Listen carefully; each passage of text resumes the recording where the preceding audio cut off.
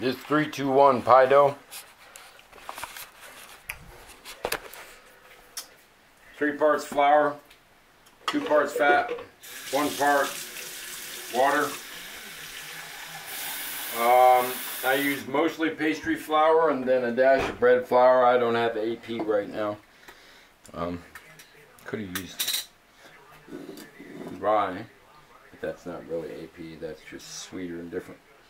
Hydroscopic is all different. All right, we're just gonna make this. I'm finally making a pie. I've got all these fresh berries and pie filling stuff, so make a pie. This is how fast I put my butter. So I crumbled it first by hand, and this is unsalted butter. So because it's a pie crust, I like to add this is my Himalayan salt, pink Himalayan, and you have to use almost, well, it's like you use twice as much of it, or 2/3 as much of it, but there's that much less of the actual salt and that much more minerals in it. So it's quite interesting, actually, when you taste it. You're like, wow, it's very mineral flavor, in the sense that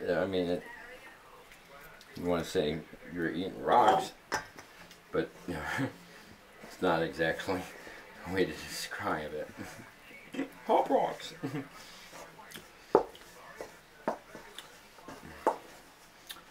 But it's not the very powerful iodine salt. You know the difference between like sea salt and iodized salt, how sea salt is gentler. Pink salt is real gentle. And pink salt, it has a very unique underlying flavor that and a very unique cell as crystalline structure. It's really cool story. I have a box from when my buddy sent me some when this started getting excited. People are getting into it and buying it from India. But it's a sea up in the Himalayan mountains that lifted up and froze and dried up, and then volcanic activity, tectonic activity, got covered, and now they found it, and it's this huge salt deposit, billions or millions and millions of years old. Long time. Himalayans are really old. They lifted up a long time ago.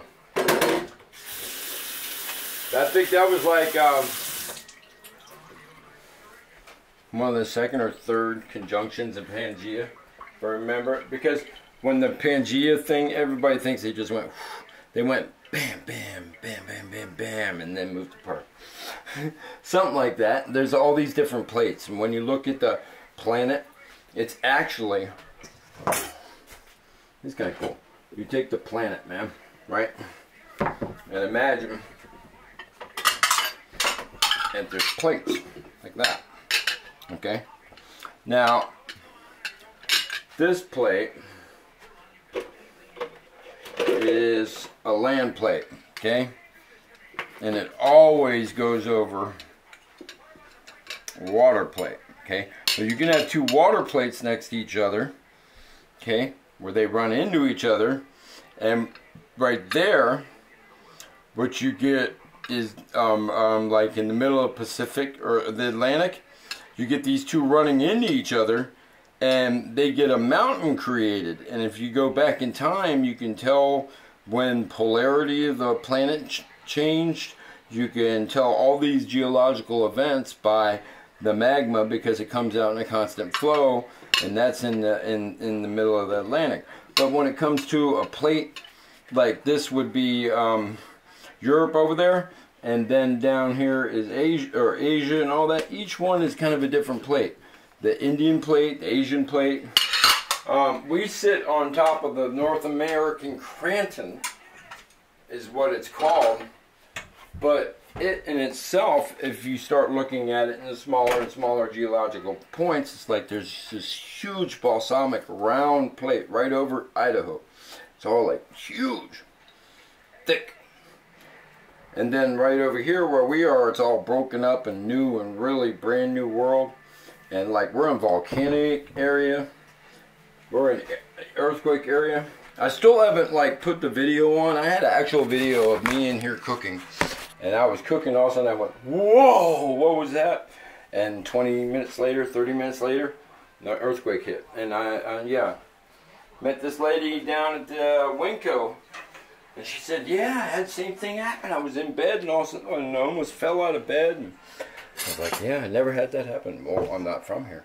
Never been around earthquakes, man. My whole life never had an earthquake, so it's interesting. Peace. All right, so we're gonna put this in there and let it rest for a little bit. You let your doughs rest, and it got a little warm, and it got, you know. All right, we're gonna let this rest and come